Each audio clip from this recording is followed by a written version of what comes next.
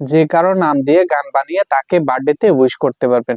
তো চলেন দেখে আসি কিভাবে নাম দিয়ে গান বানাবেন। যে কোনো একটি ব্রাউজারে চলে যাবেন। তো আমি ব্রাউজারে চলে যাচ্ছি, ক্রোম ব্রাউজারে।